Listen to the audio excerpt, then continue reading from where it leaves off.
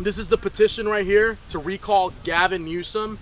We got to get this man out of office. I'm running for governor of California, but we got to start now and we got to get him out. Recall Gavin Newsom, everyone. Here, I'm signing the form right now. I filled out my form right now because Gavin Newsom has been putting the state behind.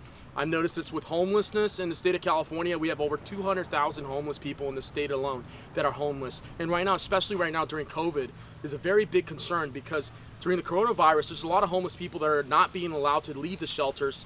And for me, that's because I communicate with some of the people that are in these shelters.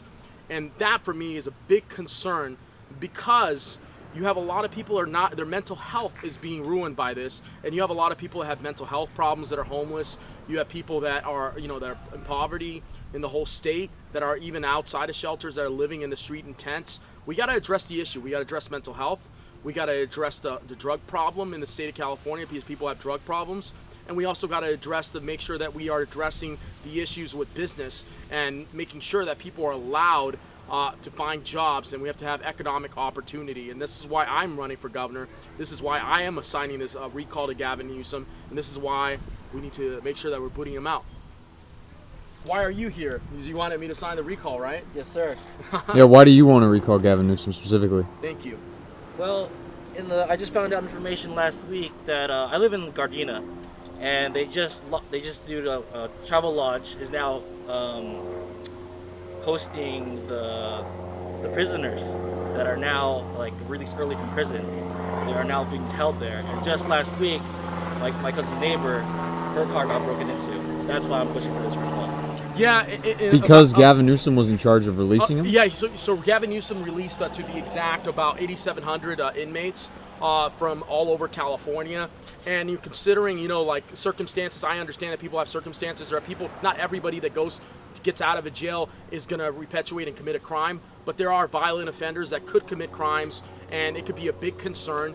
That's why we got to address it, and we got to be concerned, and we can't allow someone who's just going to let possibly people that are going to be violent offenders that are going to commit crimes again on an early release, because if that happens, look, the whole issue comes into hand in hand. The public safety matters. Are we going to allow to protect the public safety? And at the same time, we have to address a lot of different issues. Exactly. Yeah. I agree with you 100%, sir. Thank you. Why is Travel Lodge the one that's giving out basically free housing, right? Yes, sir. To people that just got released from jail? Is that a government-funded? Yes. So the government's paying for them to be housed at Travel Lodge? So is that really what's going on? From what I know, it's called Project Hope. Wow. So yes. It is a So what's going on is in the state, you have these state programs that basically help out people. They're supposed to help out people. Obviously, they get the early release. So what would happen with this, a lot of the inmates will get released early because of coronavirus. Obviously, that's the excuse to release them early. I mean, again, you have to look at also the state, and I'm not going to mislead people with information, but according to the state of California website, it states that obviously people with certain types of cases are not going to be let go early. So people need to understand that, because there are certain people that are being released that meet a certain criteria.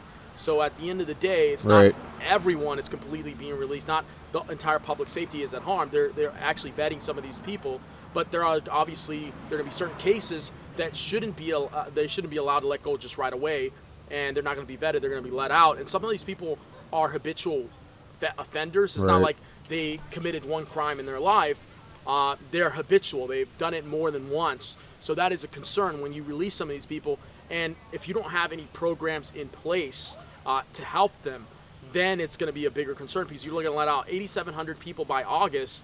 That's going to be a big issue in the state of California. Now, if we were going to let out a lot of these people, we have to be humane too.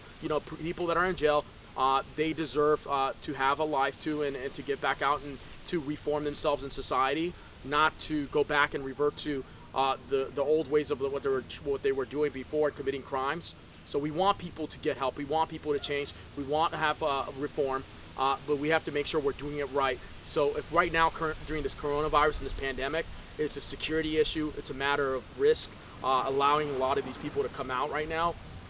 Obviously, if they have their release that's coming up soon, then obviously they have to release them by default, because they have to release them. But we have to make sure that we're having these programs that are mandated right now in the state of California that are going to protect the interest not of just the public, but the interest of those people that are coming out, because they are people and they have families too, and you have to help them, because a lot of these people could have drug problems, they could have a history of violence, and if we don't protect them, in essence, by when they come out into the public, something could happen and they could do something back again. Right now, our unemployment rate is very high, and that's a big concern right now, because if the unemployment rate's high, they're likely to commit crimes and get back into the old mindset of being a criminal. And we don't want people to go into the mindset of being a criminal. We want people to change themselves and become better.